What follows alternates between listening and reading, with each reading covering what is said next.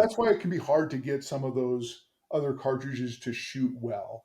It's not that you can't do it, so I'm not saying that, you can't, whether it's a 260, and 260 was actually kind of a Jim Carmichael cartridge, by the way. The 260 has a great history with Outdoor Life.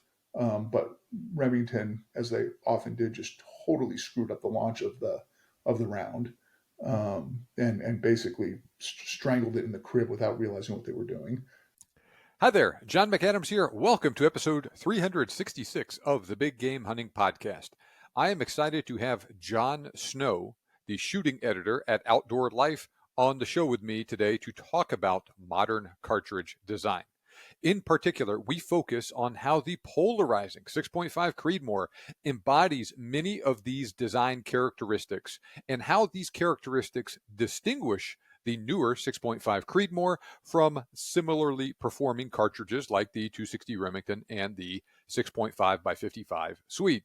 We also discuss John's experiences with the cutting-edge 7mm Backcountry and some of the pitfalls and potential game-changing benefits of that brand new design. This is a great interview. I learned a lot from talking to John. I know you will too. Now, the subject matter in this discussion should really appeal to all of the ballistic nerds like me who really enjoy diving deep into this stuff.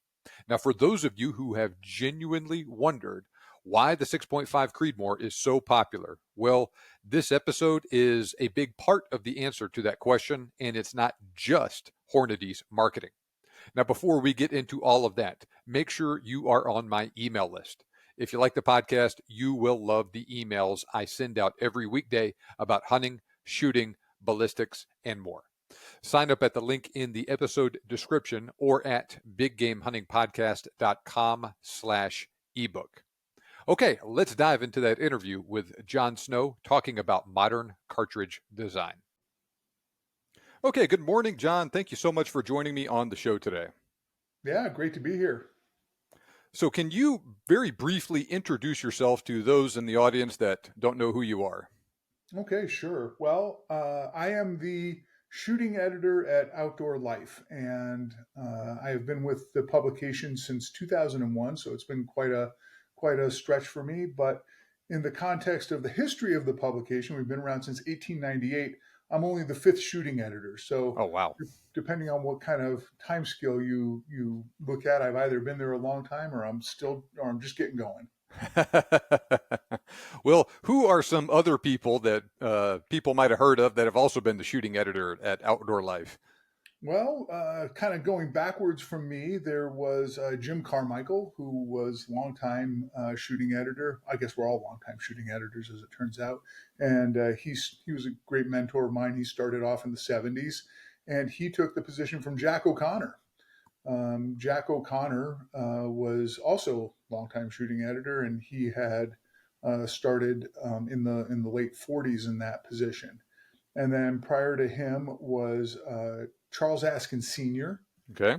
who was kind of sort of the standout in the group of shooting editors in that he was much more shotgun focused. I mean, still a well-rounded shooter, but was more shotgun focused than kind of the rest of us. And then before that was Colonel Townsend Wayland. Yeah, quite a crew. Yes, it's a very illustrious little club.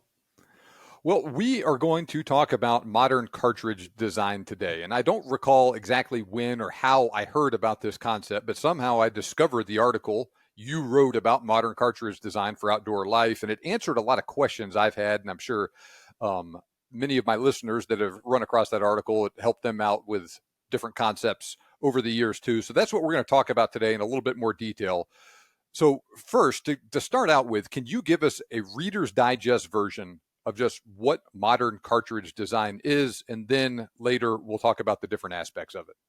Sure. I think one of the easiest ways to think about it is sort of in the context of maybe automobiles or like pickup trucks or something. Mm-hmm. Essentially, modern cartridge design is the basic idea is that we know how to make cartridges much better than we did in previous generations or years.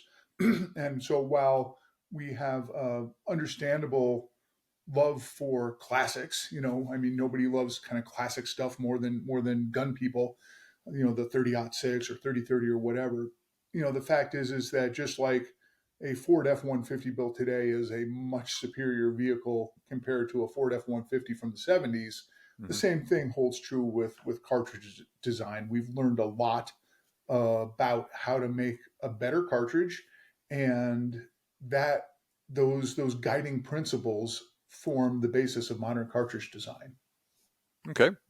Now, while the concepts you describe in that article and we'll talk about today apply to many different cartridges, it seems like the 6.5 Creedmoor is a great vehicle for describing some of these different principles, and that's what we'll do in this episode. So, to kick this off, I'd like to share two observations about the 6.5 Creedmoor I've encountered probably hundreds of times to frame this discussion. First is the fact that it has that reputation for accuracy, right? Even those who aren't fans of the cartridge admit, goodness gracious, like this round will just flat out shoot. Now, when I was a kid, I remember shooting 1,000 yards was an almost mystical achievement. You needed a very high level of skill and some very specialized equipment to do that. Now a guy can do that with a Ruger American Predator, a Vortex Crossfire, and Hornady Precision Hunter ammo, and set it for less than $1,000. In that same, or I guess kind of moving on from that, the next thing I hear about the Creedmoor is people that are fans of older cartridges, and they'll say, hey, this doesn't do anything my old 260 Remington or 6.5 Swede doesn't do. As a matter of fact, since those older cartridges have more case capacity, they'll push the same weight bullet faster than the Creedmoor, so they're actually better than it. And the only reason the 6.5 Creedmoor is around because Hornady is so good at marketing and because they pay so many gun writers to talk about it. So That's let's. right. I've got just a vault full of Hornady checks. For talking about the 6.5 Creedmoor. Yeah, no, you get that attitude a lot, Mhm. and there is a maybe not unsurprising reluctance in our world to check out new things, especially if it kind of challenges things that we've held dear. Whether it's talking about the efficacy of a certain kind of cartridge, or perhaps how we think about accuracy and precision in Mhm. rifles, and so on and so forth. So yeah, there are a lot of people who have been quite threatened by the 6.5 Creedmoor, and have made no small effort to express their disdain for this man bun, supposedly animal wounding Johnny come lately that, like you said, doesn't do anything better than the old guys do. But in fact, it does quite a few things more efficiently and better than those. Now, that said, I mean, there's the huge caveat. You know, I'm an archery hunter. I like to archery hunt. Mhm. You know, being an effective archery hunter, you're limiting your shots and the things you take. There are a bunch of self-imposed limitations on that, but nobody's going to say archery is not effective. And the same thing goes true with any old cartridge. I love the old 6.5s. I always have. Mhm. The first like old gun I really ever wanted was a 6.5 54 Mannlicher Schoenauer, Mm. because that was just a great old cartridge. Those butter knife handled, just smooth operating bolt actions, and also that was a cartridge that some very very famous ivory hunters and things used in the past on elephants, and that just sort of fired up my imagination. So, Mhm. I love the old cartridges, but I was also quick to recognize that you know we're just building them much better today, and that kind of divides into two parts, and we can sort of split those into two pieces of the discussion. One is in the actual cartridge design and how that's done, and then there's also the chamber design, which is kind of its own thing, which is also a big and important piece of the equation. So like let's just start with the idea of what do we want in an accurate, what do we want to encourage accuracy in a gun. We want consistency, and we want concentricity. We Mhm. want everything to be lined up just kind of perfectly, and we want it to line up the same way every single time. So we want the brass perfectly square to the bolt face. We want the mouth of the case to be perfectly square with the bore of the rifle. We want the bullet to be seated in the case correctly, and we want that bullet to be pointed straight down the bore with, just, theoretically just like a perfect line.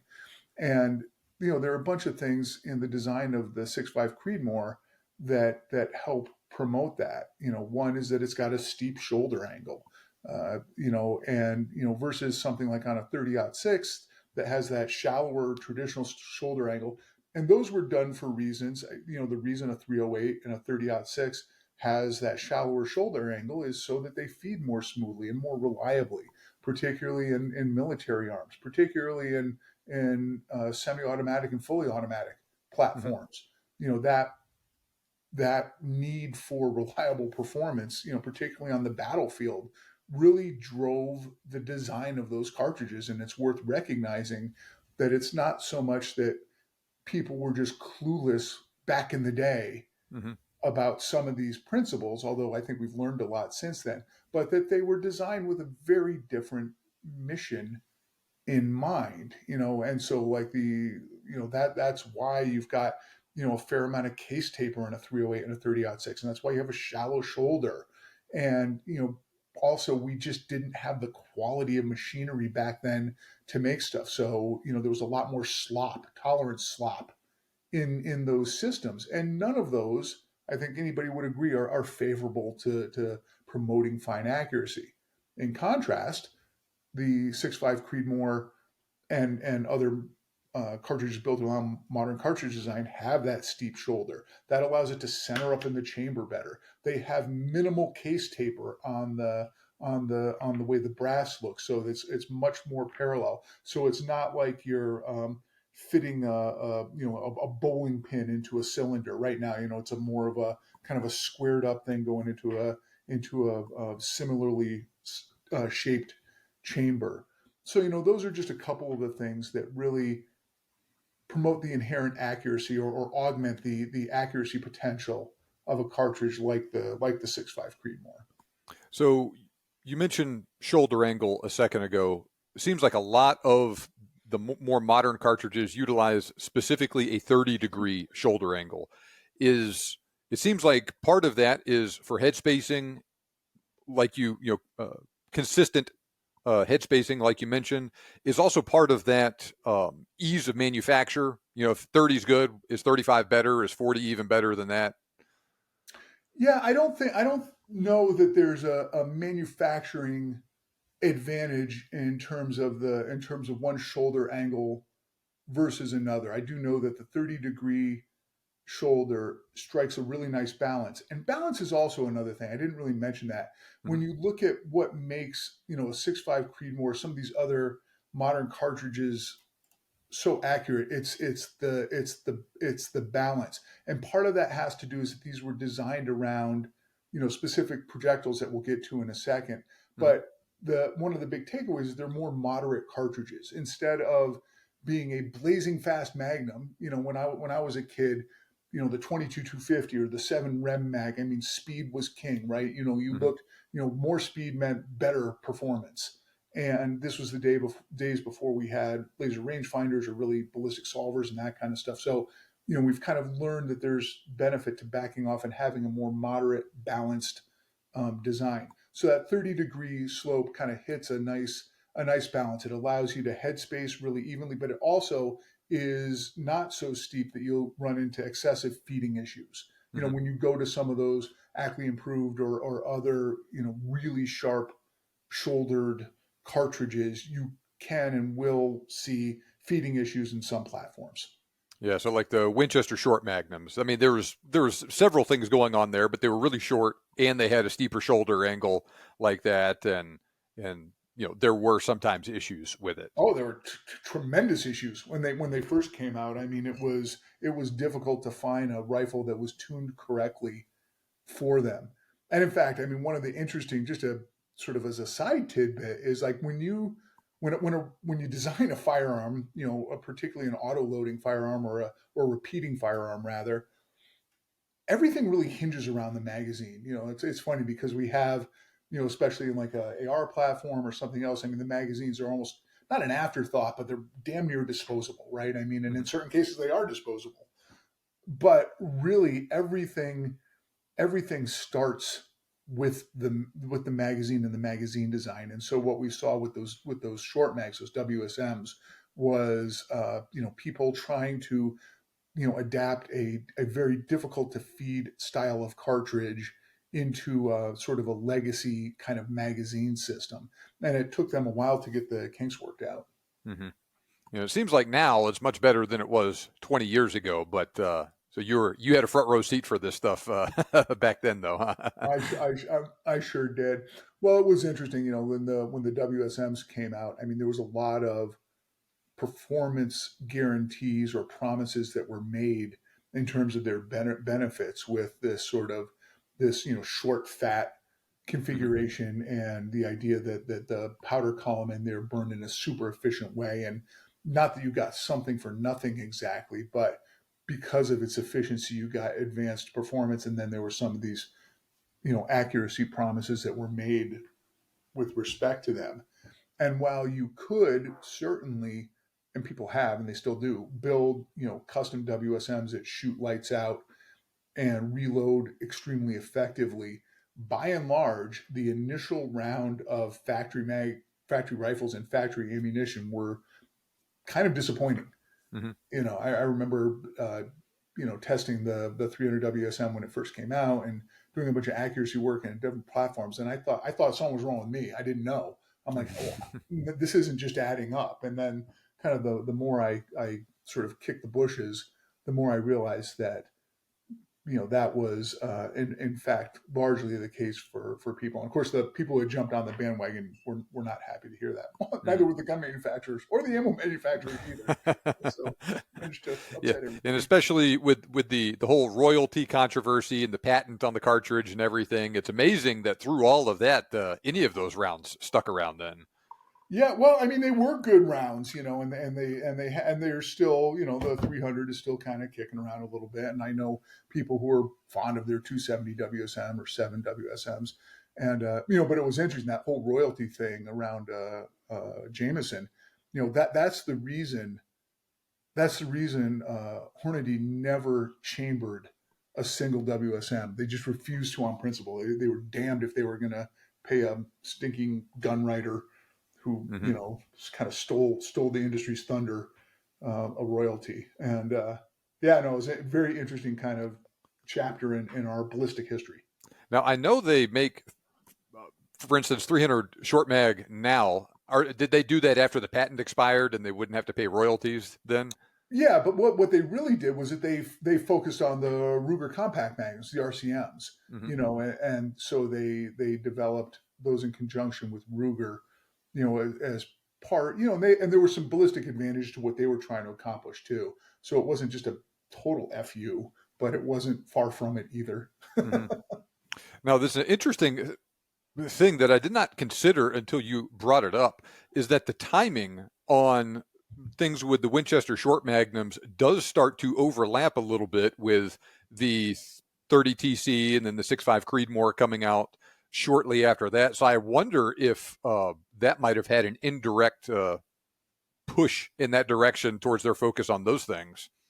No, I mean, absolutely. I mean, there's a lot of these things just didn't happen like one era ended and another began. There was a lot of overlap. An interesting case study, in fact, is to look at the history of the 300 Winchester Magnum. Obviously one of the most popular big game rounds of all time and super effective.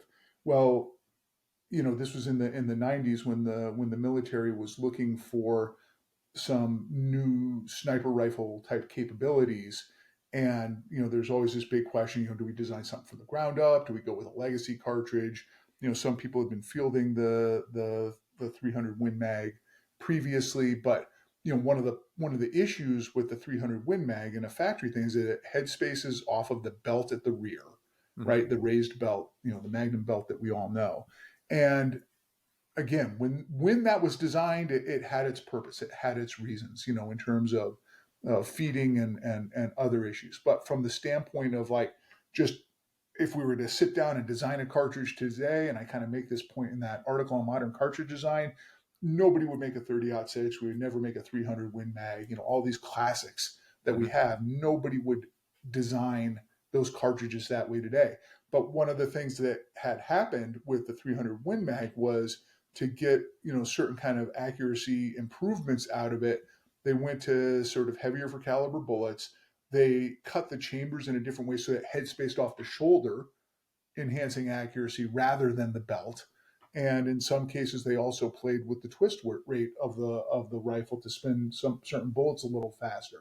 So the 300 Win Mag even itself isn't just a static case, but these were some of these kind of initial efforts that sort of led to the culmination. And again, the 6.5 Creedmoor is a great poster child for it, of modern cartridge design. So yeah, you're absolutely right. It didn't just kind of fall out of nowhere.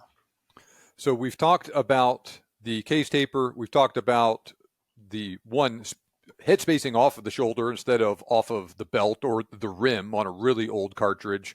What are some of, and then the specific shoulder angles there? What are some of the other characteristics that the 6.5 Creedmoor and other cartridges really exhibit? Okay, well, we'll get even deeper into the weeds here.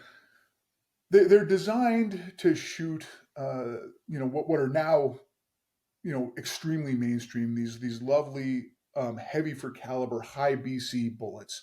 Right? They're longer. They have higher BCs, but they need to be treated a little differently than the bullets we used to, shoot years ago. Like varmint bullets and that kind of thing. They need to be spun faster, so these have faster twist rates in order to stabilize them. So, for example, in the classic cases, 30 caliber cartridges often had a 1 in 12 or a 1 in 10 twist, whereas you look at like a 300 PRC, today, you've got a 1 in 8 twist, and the same thing goes for the 6.5 Creedmoor, which has a 1 in 8, although some people spin those up even faster depending on sort of the application. So one, they're designed around this whole class of heavy for caliber, high BC bullets that really hang on to their velocity and buck the wind very well. Sort of on the other end of that, when you shoot a big long bullet, you're going to put a little less powder behind it. So they're propelled out of the muzzle at more moderate velocities, right? These are not, in by and large, fire-breathing cartridges. Whereas you'd have one of our old magnums, people getting up above 3,000 feet per second, or 31 or 32, and they just get all excited.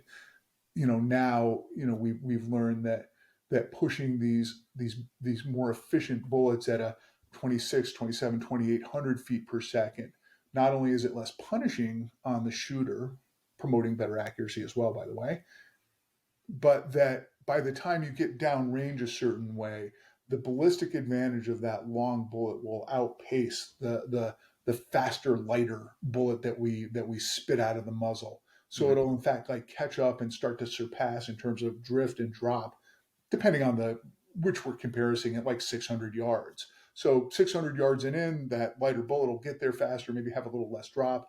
But when we start really talking about that long range stuff, the mythical 1,000-yard, threshold that we all like were just couldn't, wait to try and couldn't believe when we did it.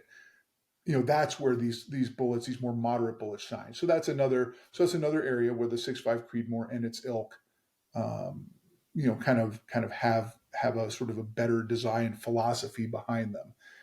On top of that is just these really tight chamber tolerances. Whereas, not to keep picking on the poor 300 Win Mag, if you look at the chamber specs on that, there's a tremendous allowance, many thousandths of an inch on either side of the bullet that basically allows the bullet to kind of rattle its way into the bore, for lack of a better term. Whereas with these modern cartridges like the 6.5 Creedmoor, 6.5 PRC, or 6.8 Western, the chamber is maybe only half a thousandth, 5/10,000ths over bore diameter. So in other words, if that bullet is cockeyed slightly when it's loaded, which they often are, they're rarely perfect, rarely has perfect concentricity. That tight chamber will help straighten out that bullet before it engages the rifling, and that is a really important piece of promoting good accuracy. So you've got all of these things, the twist rate, tight chamber, parallel walls, steep shoulder for better head spacing, designed for more moderate muzzle velocities, but with the understanding that at long ranges they will exceed the more fire breathing cartridges. And you add all that up, and you've got modern cartridge design. And kind of going along with that too, you got to have space to put this bullet where it's not just shoved all the way down into the case as well. So it seems like, as well, say specifically with the 6.5 Creedmoor design, you got that extra head height, and the case is so much shorter than the 260 Remington. Exactly. Mm-hmm. And you see that, time and again, where you can load, when you think about something like the Nosler family of cartridges is a pretty good example, Mm-hmm. on the 7mm side, that was designed around, let's get as much powder behind a sort of a midweight to lightweight bullet as we possibly can. And we're just gonna, just bang it out of the muzzle at whatever the best speed we can achieve is.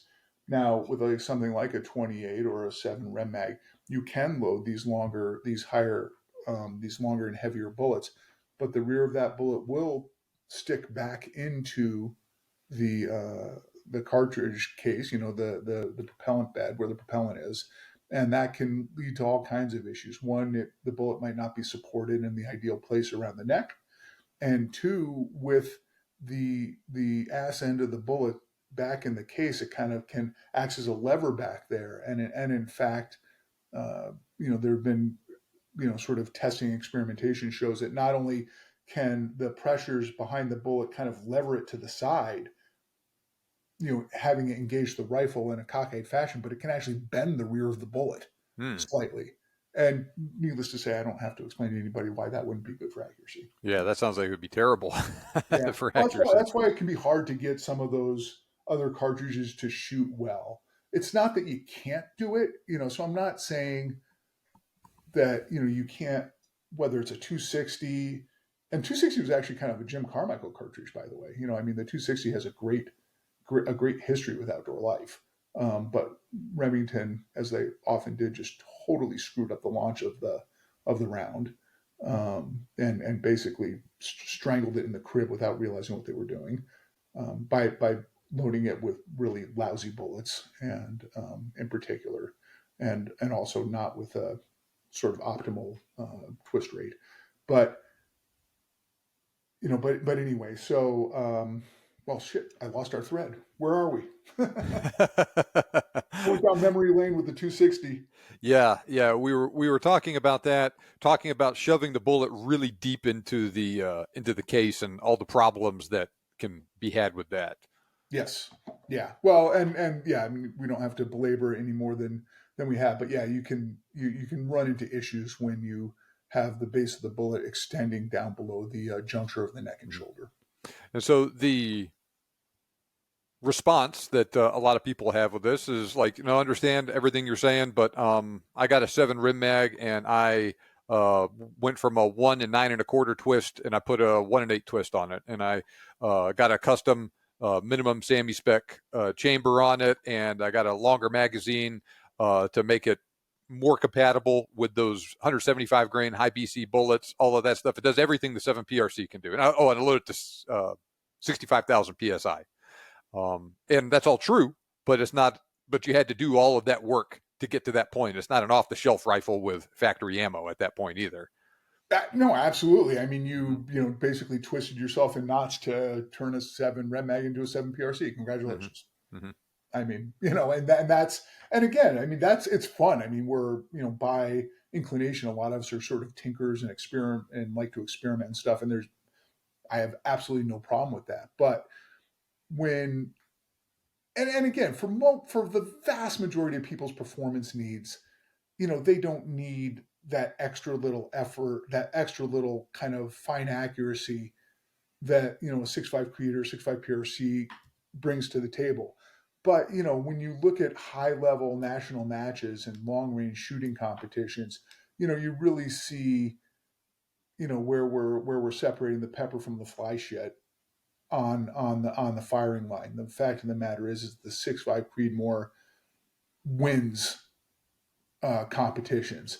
The 300 PRC wins competitions.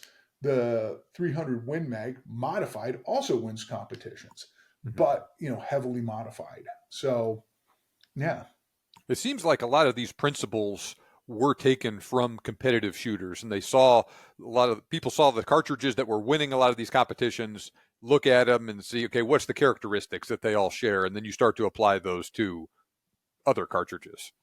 Yes, absolutely. I mean, the serious competition is kind of the proving ground for a lot of this technology and a lot of these ideas. And in fact, the 6.5 Creedmoor itself was sort of born out of a conversation between Dave Emery, who was the chief ballistician at Hornady back in the day, and Dennis DeMille, who's one of the most highly decorated high power shooters in history.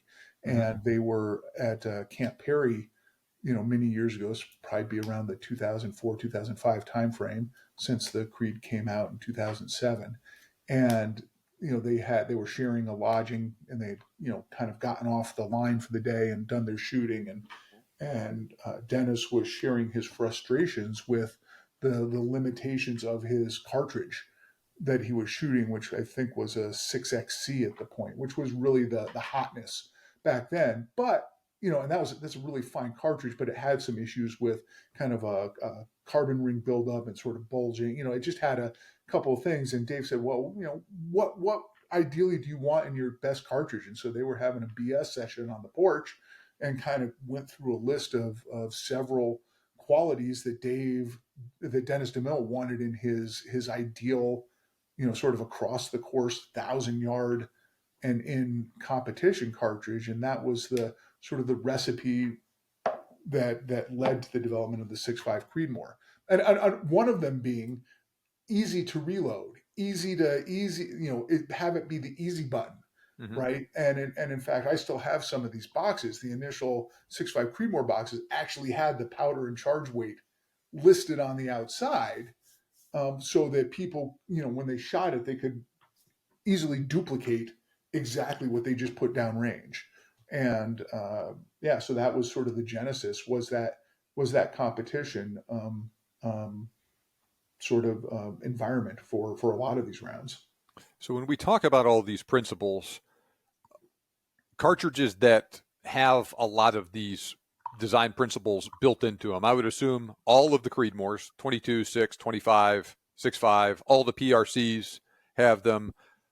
6.8 Western, I think you mentioned it as well, Yep. right? Yep.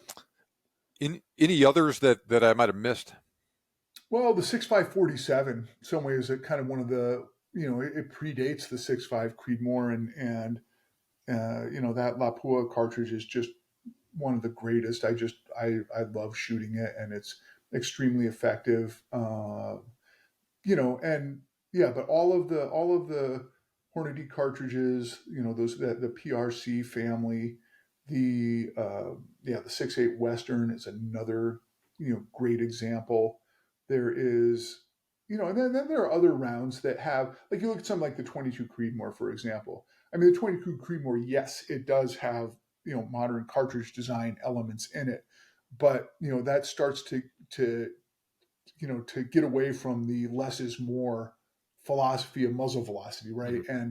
And honestly, and playing with it, and my friends who play with it, it's doing extremely well, but it's a little more picky, a little more finicky to get to Mm-hmm. shoot. That's a good example. So not every new cartridge is checking, I think, passing the purity test, but they're all informed by this. The new ARC cartridges certainly are, and you look at some of the new propellants that have come out too. I mean, so even whether it's the bullets or the propellants or the better brass, there are a lot of bits and pieces that are kind of rallying around the modern cartridge design flag. Mm-hmm. Yeah. Now, it seems like the 308 Winchester has always had, especially relative to its peers anyway, had a reputation for really good accuracy. And, military police snipers used it a long time. It seemed like it was real popular among competitive shooters.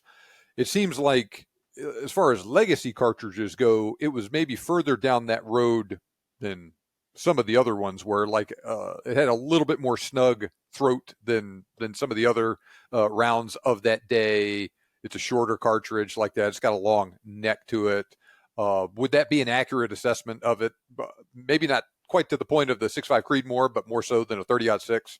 Absolutely. I mean, it's I think I think you hit the nail on the head. I think the beauty of the 308 is in its balance, particularly for the day. It was a more, much easier to shoot cartridge than an '06. The battle round, Mm-hmm. that it replaced in that larger format. It was the fact that you could chamber it in a shorter action that is going to be stiffer. Mm-hmm. That's another benefit to these shorter cartridges, is that you get a shorter, stiffer action. That enhances accuracy. And you had a lot of people who put a lot of work and effort into tuning up those guns. And like, let's not miss the bigger context here. People shot very effectively at 1,000 yards before the 6.5 Creedmoor rolled along. But like you said, there was a certain level of, if you were doing this with second focal point scopes and you didn't have any ballistic solvers and you had these dope book logs that you really had to be a student of all facets of ballistics and, sort of environmental impact and everything else. But they were doing an amazing job back then. It just wasn't quite as accessible. Mm-hmm. Now, I mean, I did this sort of as a fluke demonstration. I'm trying to remember actually, it might have been in a 308, but I did a video years ago. I think it's lost in the heap, where I'm like, how fast can I get from an unscoped rifle onto a plate at 1,000 yards in less than 10 shots? And, so I scope up the rifle and, put a sighter down, have a chronograph there. And actually I ended up on 1,000 at 4 shots, so it was, the fact is that with the assists that we get from the technology, if you know how to use it and know how to apply it, you can develop some performance levels that are really amazing. And here's just another example, and this isn't so much a personal flex, but just to show how much things have changed. This was I guess a few years ago now. I was practicing with my shooting partner. We would do these team sniper matches, and we were shooting these little, very accurate 6mm rounds. He was a 6 dasher guy. I'm a 6 GT guy. But basically we would shoot the same bullet, the 110 tip, and we would get him at the same speed so we could share dope.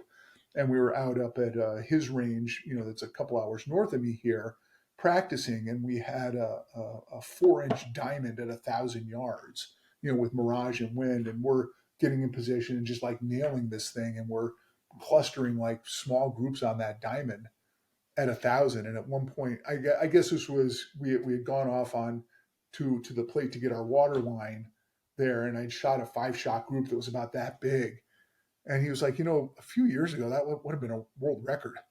And I looked at him and I said, yeah, you're right. And now not that it's like super commonplace, but it's not unusual. Mm-hmm. Really things have shifted so drastically in terms of rifle accuracy and precision that it's hard to kind of remember what it was like before all this wonderful stuff kind of happened. Now, the good news is that some of these developments in terms of precision manufacturing and yada, yada, yada, it's a rising tide that's lifted all boats, right? It's made the 270 more accurate than it was 50 years ago, made the 30-06 more accurate, and all of that. And they may not be quite to the point where some of these modern cartridges are, but they're better than they used to be, and they're really darn good.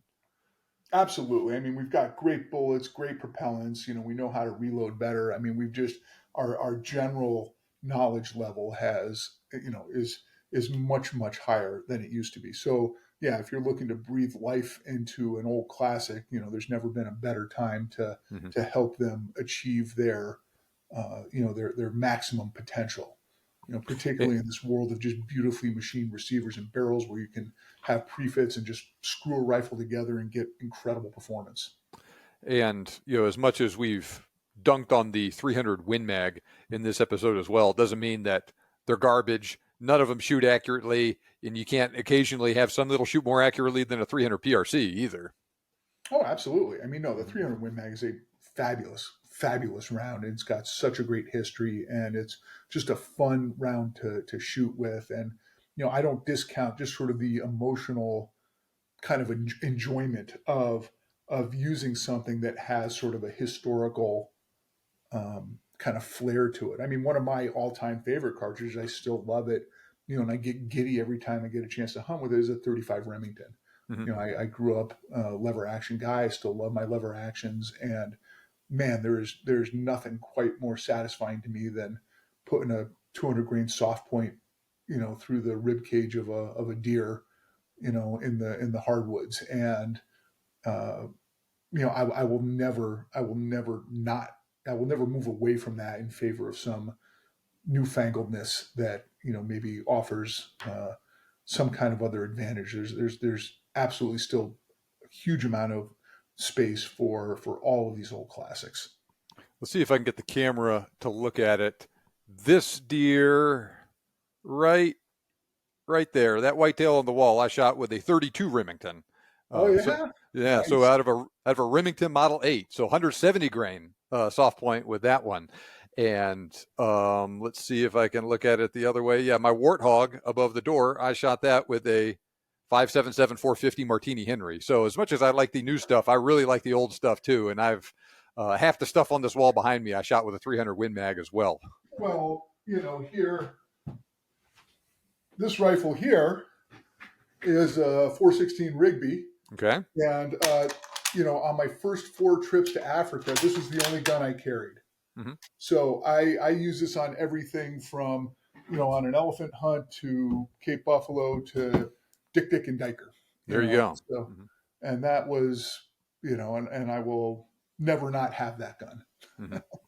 Yeah, I have a 375 that looks a lot like that one you just showed me out of the same series. Yeah. No, these Ruger Magnums, when they produced them, were just great guns. Mm-hmm. Really expensive. They lost money on all of them. And but with this sort of integral quarter rib up here and the regulated leaf sights, and just this thing is just a beautiful little rifle. Has a huge amount of memory for me. I think mine was one of the very last ones they made before they discontinued it and started focusing on the cheaper Hawkeye.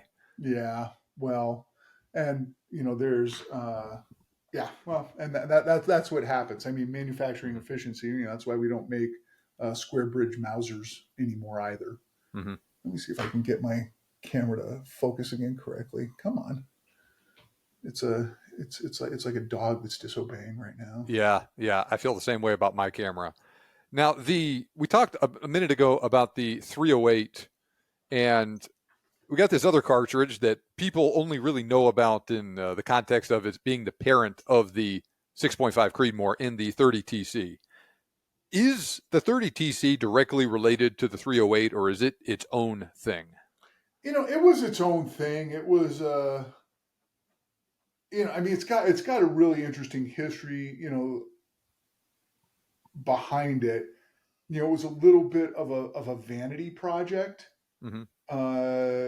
It was also in in some of the rifles, and I still have one of those old TC Icons, which is kind of it was a fun rifle, but it was also kind of a platform that was kind of designed by committee as well, and to be the next big thing. And of course, it kind of really didn't go anywhere.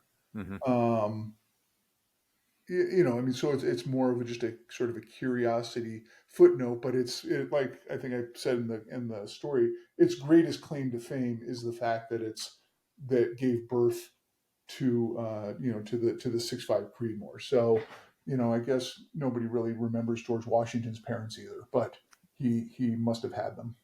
Yeah, to your point, I have a box of ammo here that I got from a gun store in Georgia, sitting brand new on the shelf. Lot number was from 2007.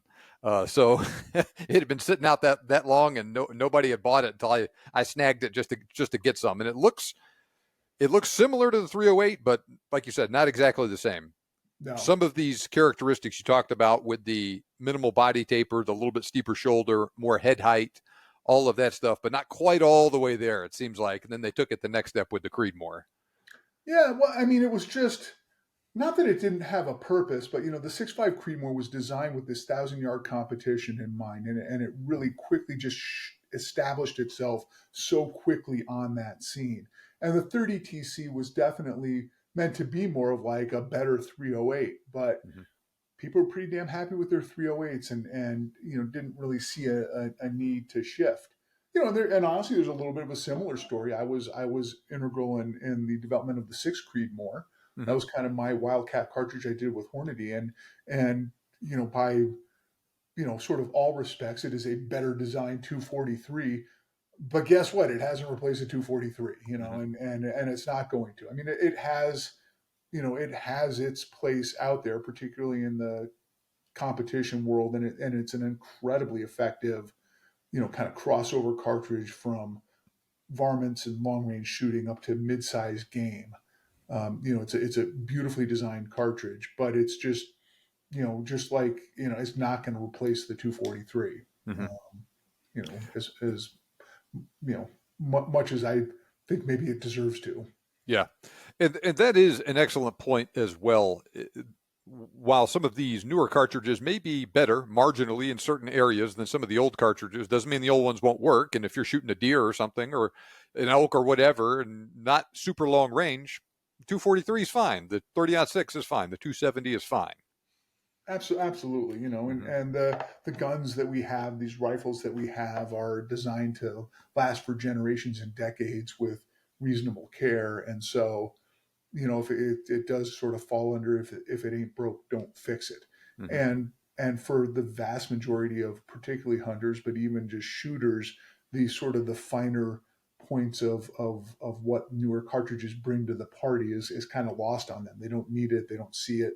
They might not be able to even personally shoot to a level. They don't practice enough or care enough. Hmm.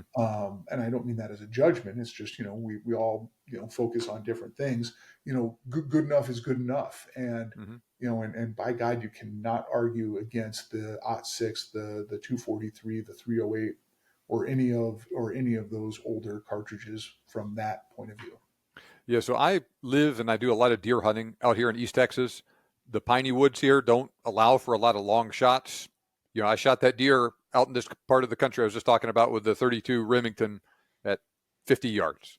And at 50 yards, all kinds of stuff works great. And there's a very I don't know this is a situation where I think really a 6.5 Creedmoor really doesn't give you anything more than what a 6.5 Swede or whatever will give you. And it is a good point you make as well, that a lot of people don't need it and may not even be able to necessarily tell what these advantages are in terms of, on average, you get a little bit better accuracy with a factory rifle and factory ammo with this cartridge versus that cartridge. Um, I want to go back to a point you made earlier about less being more, your moderate velocity, etc. We got a new cartridge that came out this year in the 7 Backcountry that is pushing the envelope, and especially in the pressure area. It seems like that cartridge, everyone's got a lot to say about it, even though not a lot of people have actually shot it yet. But you're one of the people that's put several hundred rounds through it. Very high pressure cartridge. Are you losing potential with accuracy with this new design with the 7 Backcountry? That is a hell of a question, and in fact, I set out to kind of answer that. So, I have been fortunate in that I have gotten to shoot the 7 Backcountry a lot in many different rifles, and in a volume that really nobody else has. Mm-hmm. To be just perfectly frank about it, and one of the things that I did kind of up to a few weeks ago was that the most of the rifles that are chambered in that are meant for their lightweight, short, compact rifles. And as much as I like those rifles in terms of like pure accuracy potential, that those aren't the best thing to do. So I went and I built what is the world's most accurate 7BC. So I put together a rifle with a Zermatt TL3 action, great action, long action. Mm-hmm. I have a proof 24-inch pre-fit competition steel barrel on it. I've got a foundation stock, their Samson ELR stock. I topped this with a Night Force ATAC R and Trigger Tech trigger, and got bottom metal from Hawkins. I mean, everything on this is just kind of to the nines, and I have it suppressed with a really fine suppressor from KGM. And so anyway, I put this beast together to answer that question. And the fact is that I'm going to go and find my data here. It's actually capable of incredible accuracy. I mean, really fine shooting. I think it has some other issues, but for example, of the loads that are currently being offered, it's being offered in five loads: two in the terminal ascent bullet line, a 170 and a 155. The 175 grain fusion tip, which is a bonded tip, like a kind of a deer bolt, that one's actually been the top performer so far. 168 grain Barnes LRX for the people who want or need to shoot with a monometal bullet. And then there's the 195 grain Burger. Now the 195 grain Burger, sort of by all rights, ought to be sort of the cream of the crop in terms of the precision potential for the 7 BC. That said, they haven't really started loading that up. I had one box of that and I shot it and it did fine, but the 175 grain fusion tip by far shot the best. So out of this TL3 that I built, this is a big 25-pound rifle, just did a bunch of accuracy testing with it. So these are 20 shot groups. So 20 shot groups. I shot one that was 0.8 inches extreme spread with a mean radius of 0.22. Mm-hmm. And that is incredibly fine accuracy from the 7 BC. And you said that was with the fusion? Yeah, that's with the fusion tip, the 175 fusion tip. Repeated that again, another 20 shot group, a 1.05 inch 20 shot group with a 0.26 inch mean radius. Again, really good. And even the terminal ascent, the 170 terminal ascent, which really isn't known for its great accuracy. I had one 20 shot group that was 1.18 inches, 0.35 inch mean radius, very good. And another 20 shot group that was 1.09 inches, a 0.32 inch mean radius, also very good. So it's clear that the 7 BC from the accuracy side brings a lot to the party. The pressure side is another issue, though. Mm-hmm. I mean, it's delivering on its promise, and there are things about the cartridge I really love. I love the fact that I can have a short-barreled, suppressed, lightweight gun with a blind magazine that holds 5 rounds, and it is outperforming 7 PRC in terms of it's outperforming a 24-inch barreled 7 PRC with the same bullet. Mm-hmm. That is wonderful. That said, we have been seeing, the idea behind the 7 BC is that the steel alloy case, this PEEK alloy case, is the pressure containment vessel. So all that extra pressure you referenced is being kind of contained within that, and it's protecting the rifle action from that excess pressure. So you have a rifle action that's designed for brass metallic cartridges at 65,000 PSI or 60,000, 62, whatever the case may be, to operate fine. Jacking it up to 80,000, this steel case is kind of the barrier between that extra pressure and the action.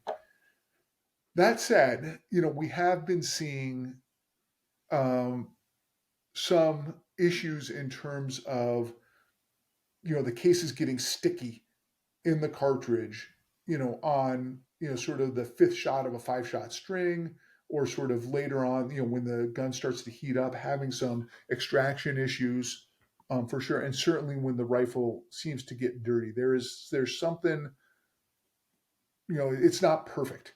There's something going on there. So I don't know, even though I've put, at this point, probably over 1,000 rounds of 7 BC downrange for like kind of testing purposes, I don't know exactly what's going on there. There are I have a couple of thoughts on it. I'm going to be sharing my data with Federal's engineers and kind of see, and this might be something that they can work out and figure out.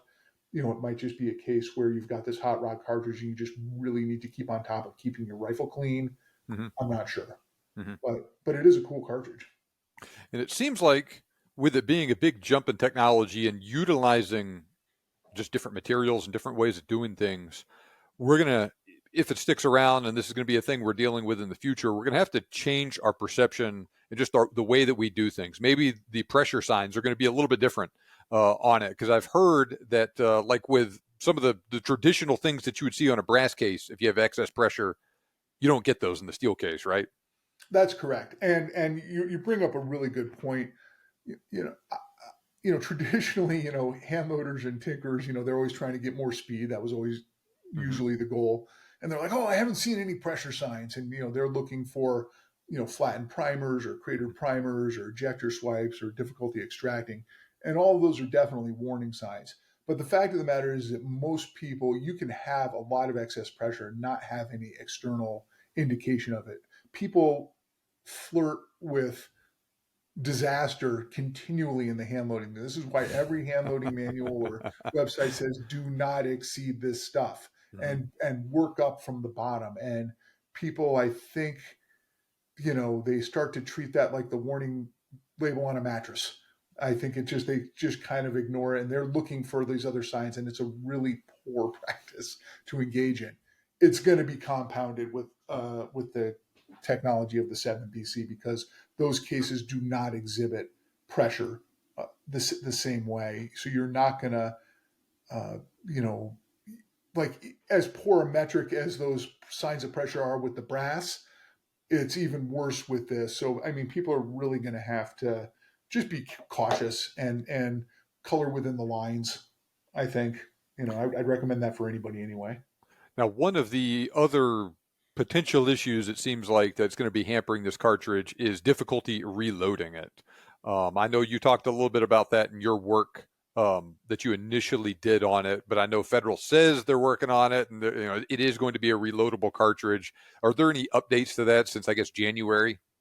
Not really. I mean, Federal put out a little brief video. I think they're concerned about this perception that you can't reload it, and they put out a video to kind of show that, yeah, that you can reload it.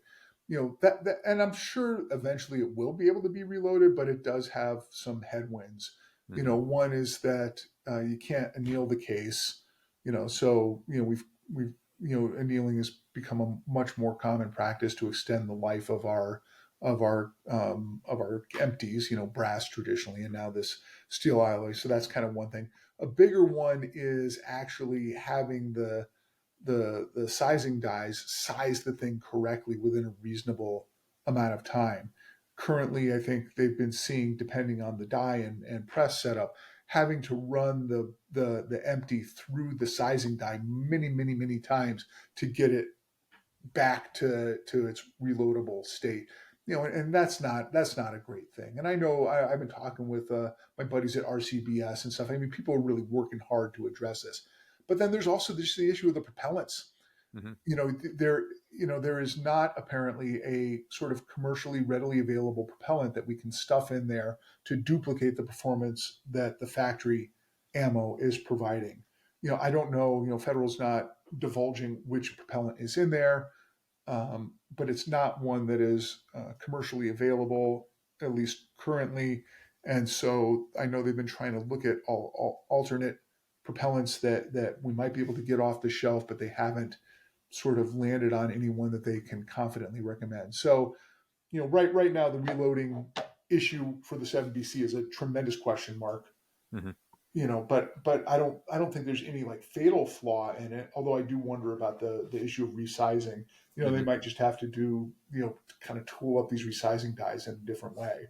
There's Yeah. there's there's a big difference between how things look on the drawing board, from the engineering department in their tests, and then how it behaves when it gets fielded. And like any genuinely new product, there's going to be growing pains. Mm-hmm. I don't see any reason why they won't be able to figure them out, but also I don't think there's a problem acknowledging that there's some growing pains either. Yeah, one of the things I initially theorized as well was that, especially with reloading, it's probably going to need different tooling and slightly different best practices compared to traditional brass cases to really have it be able to work well. Yeah, I don't think you're wrong. That Mm-hmm. sounds right to me. And I've got a bunch of empty 7 backcountry cases Of course, I want to say brass. I keep wanting to say brass because that's Yeah. the default thing, but that's not it. So I've got a bunch of empty cases, and I can't wait to give it a whirl myself. But we're, and as soon as we can start doing that, I mean, I'm sure other people will be, you know, talking about their experiences, but I certainly plan on doing it with mine. So it seems like Federal did utilize some of the traditional or the best practices that we've talked about for modern cartridge design, with probably minimal body taper, the steep shoulder. Did it have that sort of chamber geometry that we've talked about as well? It's got tight chamber geometry, fast twist rate, optimized for these heavy for caliber bullets. The one thing that's really different is that it's not a short fat case. Mm-hmm. So I think a couple of things are worth interjecting here. The impetus for this is the Department of Defense is mandating it. They want high pressure, high velocity rounds developed. Mm-hmm. We see that done with the SIG 277 Fury, and now we're seeing it with this. So this isn't just like a trial balloon tech fad that is going to fade away. This is here to stay.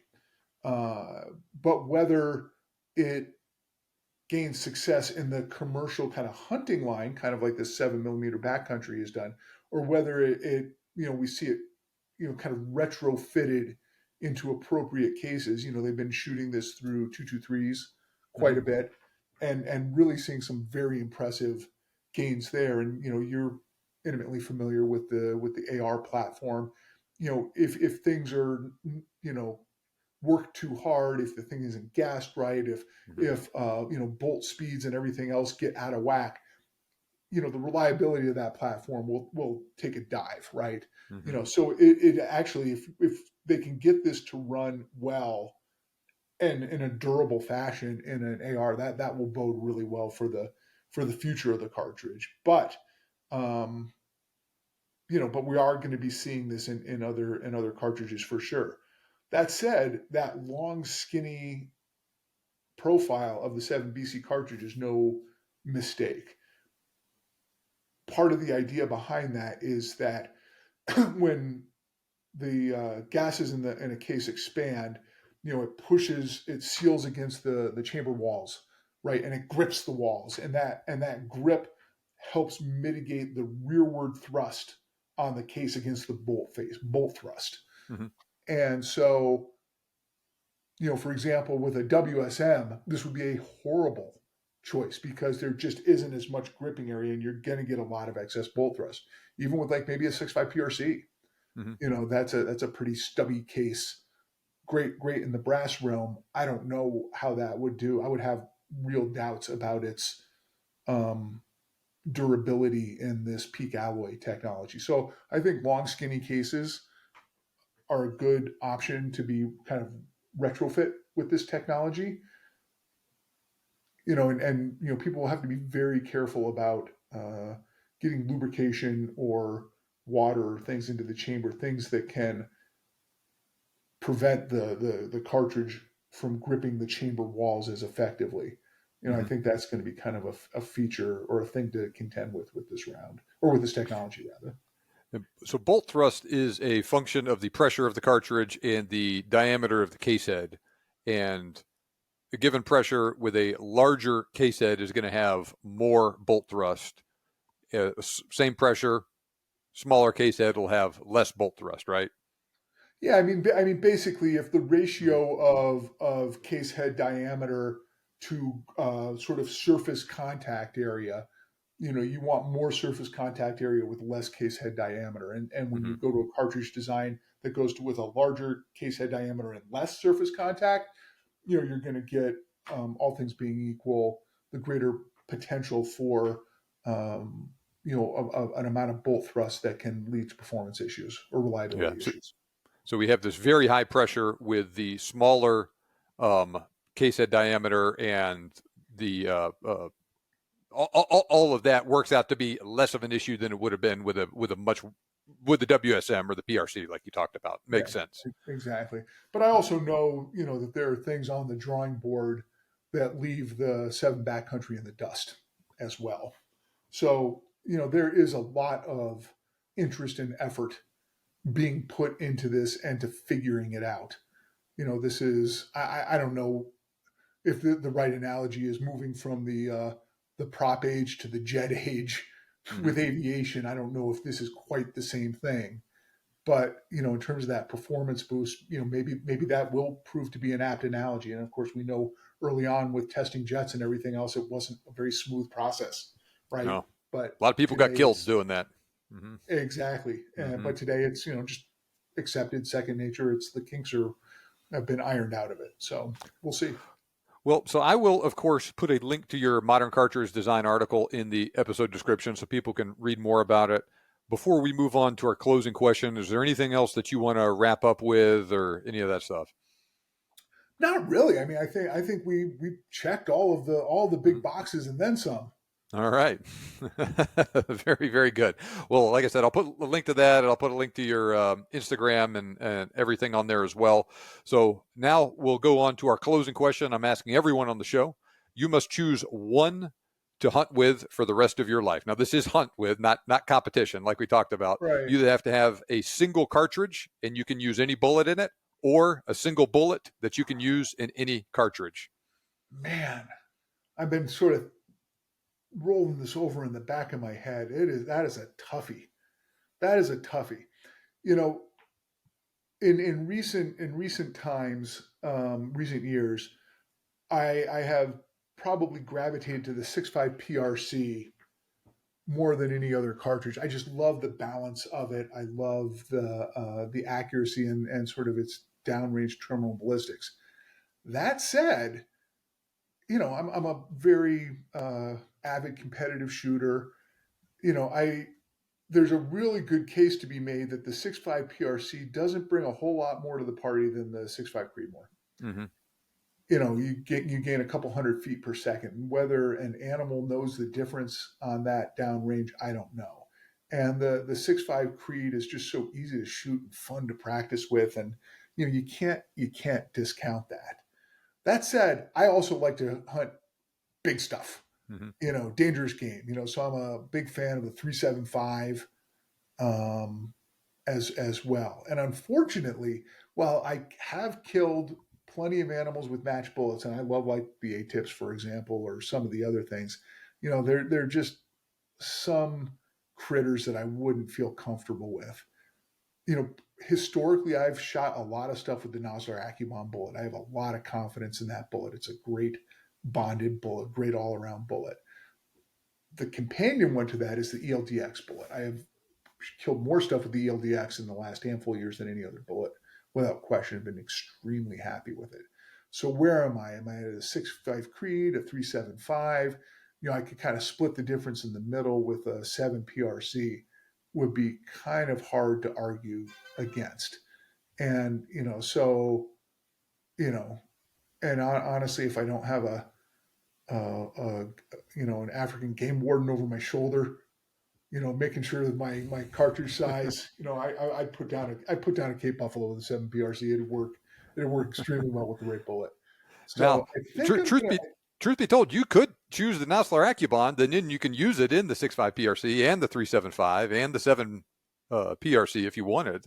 No, the AccuBond is a great all around bullet, and that would probably be one that I go with. The only deficit with that is with the smaller stuff. I mean, I want I still like to be able to shoot prairie dogs at long Mm-hmm. range and things like that. Although the SimPRC isn't really a great prairie dog gun. Beat the piss out of yourself. But for like all around big game hunting and everything, I'm gonna, if I'm gonna go with the cartridge, I'll go with the 7 PRC. If I'm gonna go with the bullet, I'll go with the AccuBond. All right, fair enough. Those are both good answers. I've had a lot of people that have chosen the 7 PRC. For reference, Tyler Friel, I talked to him yesterday. His choice was the 6.5 PRC. Yeah, well, he's not wrong. And honestly, I could very easily make an argument for just a 6.5 Creed. And really be extremely happy. Obviously, I would be limited in terms of dangerous game in Africa, which hurts my heart. But barring dangerous game, I would go with the 6.5 Creed myself. Okay. All right. Well, fair enough. John, that was it's been an excellent conversation. I really learned a lot. I really enjoyed it. Thanks a lot for joining us today. Thanks for having me. This has been a lot of fun. Now, I thought that was a fascinating discussion. I learned a lot from talking to John. I hope you did too. Now, like he and I said, there's not a darn thing wrong with those older cartridges. They certainly work. And just because something newer may provide some marginal benefits over an older, similar cartridge doesn't mean the old stuff is useless. Far from it. On the contrary, modern developments in rifle and ammunition design and manufacturing techniques have even enhanced the performance of older rounds like the 270, the 30-06, the 300 Win Mag, etc., compared to how they used to perform. But I hope that John's and my discussion shed some light onto some of the characteristics that make those newer rounds stand apart from older rounds. Now, if you listen to this episode on Spotify, please be sure to answer the poll question on this general subject in the Spotify app. And also be sure to check out John's article on modern cartridge design that I referenced several times during this interview. There's a link to that article and to John's Instagram account in the episode description. And finally, don't forget to sign up at biggamehuntingpodcast.com/ebook to get my ebook on the best hunting cartridges and to join my mailing list. Remember, you can make your dream hunt turn into a reality, and we can help. Thanks for listening. I'll see you back here next time on the Big Game Hunting Podcast.